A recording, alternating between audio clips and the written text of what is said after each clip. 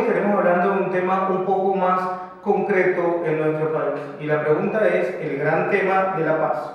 Ahora, este tema de la paz, les recomendaba al final del tema anterior de que existe un artículo en esta revista que se llama Democracia Nova de la Universidad Libre, y esta revista está escrita, o este artículo está escrito por el exmagistrado Carlos Gaviria Díaz, que por supuesto fue ex candidato presidencial, etc. Pero este capítulo se llama ¿Quién no está de acuerdo con la paz? Y por supuesto, podríamos decir ¿quién no está de acuerdo con la paz? Hoy se puede plantear de que existen muchos sectores que tal vez no están de acuerdo con la forma en que se estructuraron estos acuerdos, tanto el de La Habana y posteriormente la corrección de algunos puntos de estos, como se dio los acuerdos de Teatro Colón. Pero más en el fondo encontramos también unas diferencias de orden político, y por esta razón quisimos dar un pequeño análisis sobre lo que se viene después de la posterior elección de Iván Duque como presidente de Colombia. Indudablemente la JEP es la columna vertebral de los acuerdos de La Habana y del Teatro Colón. Estos acuerdos indudablemente tienen también una importancia histórica, no solamente para el conflicto con las FARC, porque como se viene construyendo en un texto de mi autoría que se llama Estructura y Fragmentación del Estado en Colombia, hablamos de que el conflicto en Colombia no está dirigido solamente con un grupo en concreto.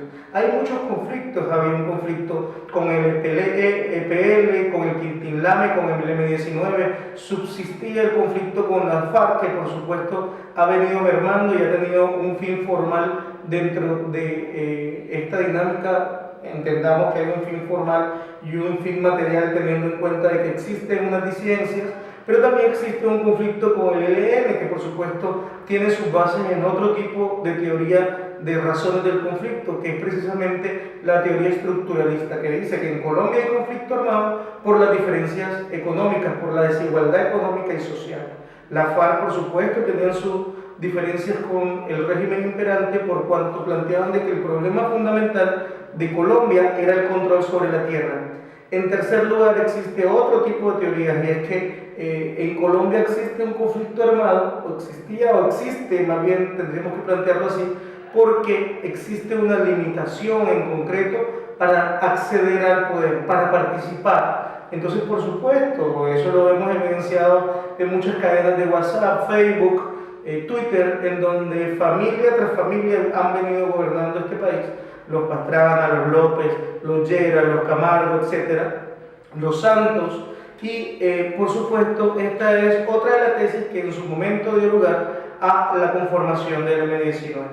Este M-19 por supuesto también se somete a un proceso de justicia transicional que en ese momento tenía una serie de libertades para que dentro de la soberanía colombiana se ejerciera el derecho a un proceso de paz, que concebía inclusive indultos. Para el caso de la FARC no es posible un indulto por cuanto tiene que estar sujeto a la Carta de la Corte Penal Internacional o al Estatuto de Roma.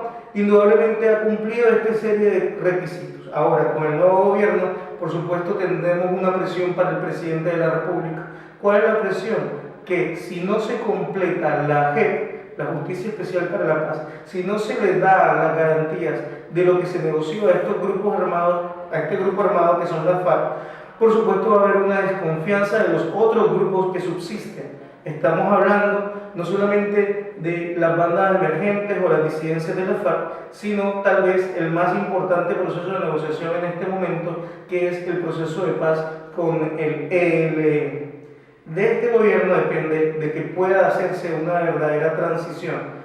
Rodrigo Primi, por supuesto, gran constitucionalista colombiano, plantea un artículo que se denomina, y lo pueden buscar por internet, se llama Justicia Transicional sin Transición. Y ustedes preguntarán, ¿justicia transicional sin transición? ¿Cómo así? Por supuesto. Este es nuestro conflicto, este texto. Al momento de concluir un conflicto simplemente pasamos una página, pero no hemos cerrado el libro. Todavía nos queda una página del ELN, de la BACRIM, de las disidencias de la FARC y de los demás grupos armados que por supuesto hoy sigue teniendo una vigencia militar y de control en distintas zonas del país. Ejemplo está está el famoso ELN, ejemplo está las disidencias aún pequeñas del EPL, que se dice que tienen entre 100 y 200 hombres. Estamos hablando de aproximadamente en general de unos 25.000 hombres que se encuentran hoy haciendo parte de los grupos irregulares o ilegales que se encuentran por fuera de la ley. La tarea de este gobierno es resolver eso. Ahora, va mucho más allá porque tiene que resolver en los compromisos abordados en los acuerdos de paz, tendientes a reestructurar y fortalecer el campo, tendientes a proteger a las víctimas, tendientes a fortalecer la participación, inclusive los derechos civiles, sociales y culturales. Este espacio es para su discusión y por esta razón les invito a que se suscriban al canal de YouTube y por supuesto participen con sus opiniones. Muchas gracias y feliz tarde.